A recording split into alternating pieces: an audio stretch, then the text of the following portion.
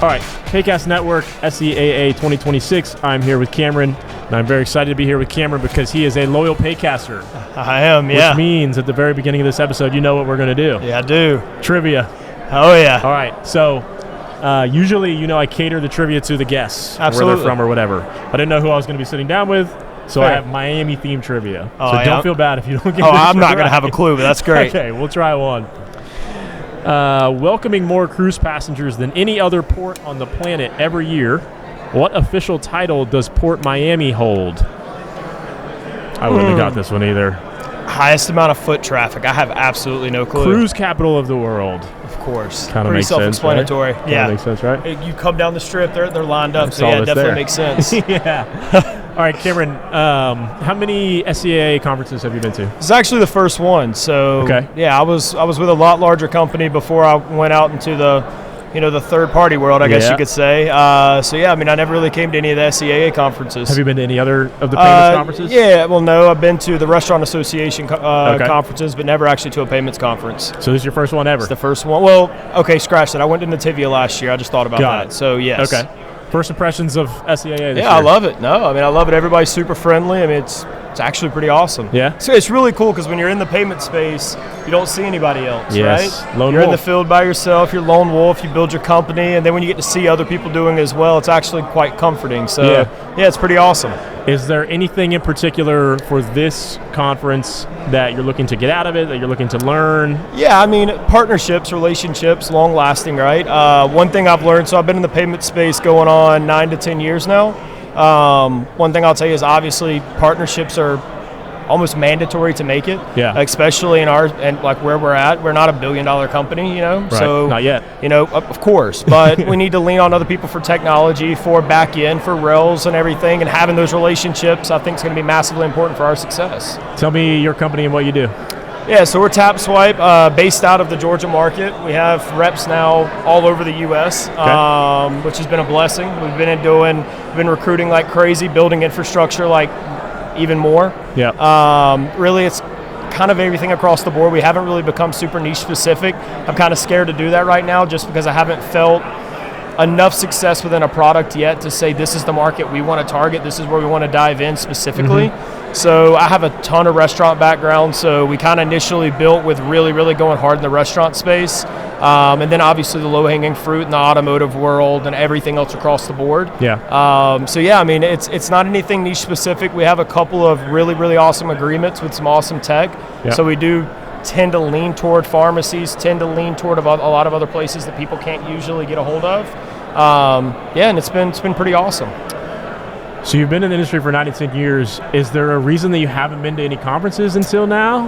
Yeah, I didn't know, right? Really? So for the first several years, I worked for one of the big companies. I'm going to leave them, obviously, unnamed just out of respect. And whenever you work for some of these companies, it's really easy to keep somebody in the dark on a lot of things and not explore, not step out just out of fear of recruitment or going to other places whenever agreements aren't super transparent and fair. Yeah. Which unfortunately I learned the hard way, but I started in the space when I was 18. Look, a lot of people learn the hard way. Yeah. That's one of the reasons we started this, so that we can hopefully help some people not learn the hard way. Absolutely. And I think learning the hard way was probably one of the best and beneficial things that ever happened to me, honestly, right? So I started in the space at 18. I had a massive amount of success, built up a 10, 20, then a $50,000 residual, and then I lost it.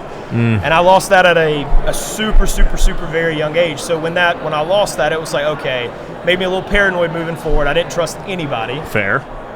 But once I finally got a good deal and I got with a very, very good company, I was like, oh my gosh, like now I can actually grow, I can elevate, I know what to look for, I know what to go through in the agreements, I know what it's like to have more than just a transactional relationship with these people, and then I was able to scale. Then we were able, we got our own Valor agreement was the first step, and then we got our own Deja Vu agreement. We were doing our own hardware. We didn't have to raise any capital because I was just out there myself before I started just killing the streets. So restarting sucks, right? Of course. But in the grand scheme of things, it was well worth it. And now we're super profitable, 6-figure residual, and we have no debt. So there's not really. I think falling was probably the best thing that could have happened. But of course, I would have much rather just kept my $50K in residual I bet. and learned like, hey, don't trust everybody kind of thing. But that doesn't happen always, right? So my question is, obviously we don't want anyone to have to start over. Like I said, one of the reasons we started this so that people know how to protect themselves from the beginning. Yeah, of course. But if there is someone listening that is in that spot where they do have to start over, can you give them a first step piece of advice? Sell, truthfully. When sales, I guess it's that cliche that you hear from everybody, sales solves all problems, right? Yeah. Like, it's really hard to make a change or do anything or hit anything that you want to hit when you don't have any money. Yeah. It's just Yeah, really you're right. hard. So find a partner. Like, I got lucky with who I'm currently with. I got extremely lucky. They were willing to invest in me, and like, you push the free hardware. Like, I know they were taking a loss. And then, of course, I learned breakdowns, true residual splits, everything else. So really, really dive into the agreements that you're getting.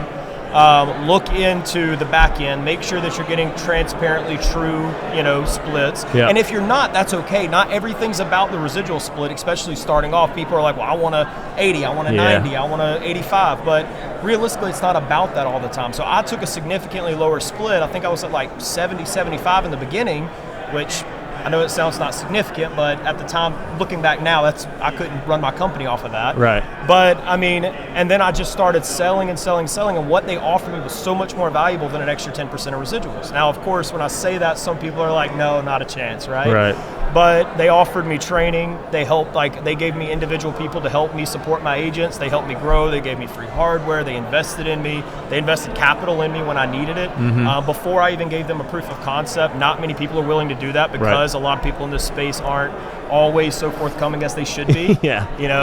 I'll give you 10 deals and then they get flipped. Yes. But yeah, so I mean, that was kind of the points that really helped me. I found a good partner. I just kept my head down. I focused on one thing. So it's really easy in this space to get distracted. There's so many new things coming up. You have AI coming up. People want to get in the bed with software as quickly as possible because we all know that that's the future coming. There's so many paths you can take. Do I hire agents? Do I stay independent? Do I do this? Just sell. Truthfully, just put your head down, build your residual to where your bills are paid and the stress level's gone, and then now you have the capability to have a vision. Yeah. But sometimes you just got to put money in the bank. You got to build up. And if you live back in the past on, well, my residual's gone, you can cry about it. There's lawyers. There's plenty of great processing lawyers. Oh, yeah. Let them handle that, but you need to focus on rebuilding. Yep.